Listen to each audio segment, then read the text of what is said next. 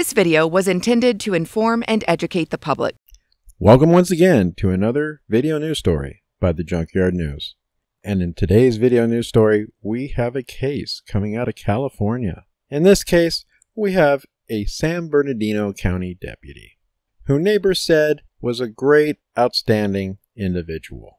This former San Diego County deputy, at one time, came to know and befriended a neighborhood youth back in 2012. And after befriending this neighborhood youth, over the next year and a half, the deputy reportedly befriended this boy, allowing him to eat, play video games, and watch TV shows and movies at his house.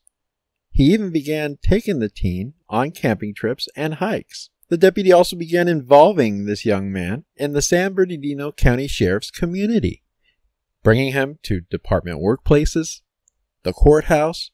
He even arranged ride-alongs with other deputies to try to create a better environment and a better life for this young man, because this deputy had learned from the youth that his mother was neglecting him, leaving him alone for long bouts of time, not feeding him proper food. And also, the deputy learned that the mother most likely was using intoxicants. Now, this deputy did consider, but did decide against filing a neglect report because he didn't want his new friend to go into foster care. Instead of reporting what the mother was doing to Child Protective Service, the deputy chose to communicate with the child's mother directly and arranged to have the child move into the deputy's home to try to create a better environment and a better life for him. Kind of like an unofficial adoption.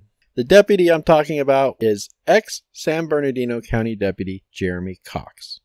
At the time, he was a 25-year veteran of the department. But come to find out that the better life this deputy wanted for this young man was not all rainbows and unicorns, because it's claimed that over the next 3 years, Deputy Cox did unthinkable things to the teen. Now, eventually, the teen reported his mother to the county's welfare fraud investigation unit because she continued to receive welfare funds to take care of him, but had not done so in 3 years because he was living with the deputy. Later, his mother was charged, convicted, and jailed for welfare fraud. Now, once this young man turned 21 years old and was able to finally financially get out from under the deputy's control, he reported the deputy's actions against him to authorities. These unthinkable acts that he committed was the leading reason why Deputy Cox, who was 50 at the time, was arrested while living in Yucca Valley and taken into custody on September 17, 2021. While he was on duty, he did later enter a plea and was sentenced to prison in California.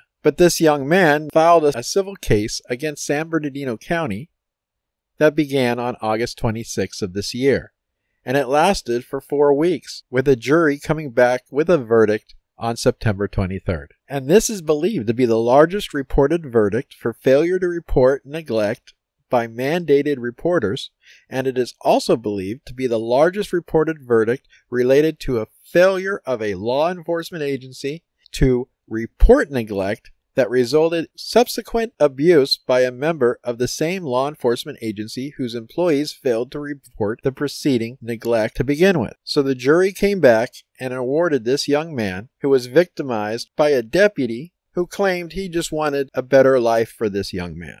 Even though he had to endure years under the deputy's control, he's now been paid for all that because a California jury awarded this man $33 million. That's right, $33 million for years of abuse. So personally, I hope this ex-deputy is dropping the soap on a regular basis. Enjoy your time in prison, buddy. Thanks again for watching this episode of the Junkyard News. Be careful, people, because the next story we cover on here, it could involve you in the next one. Thanks again. Videos uploaded by the Junkyard News are helped in part by viewers just like you. You can show your support for this channel by clicking the thumbs up, sharing our videos, or hitting that all-important support button on our channel page. Don't want to miss a video or a story? Make sure to check us out and like us on Facebook at The Junkyard News.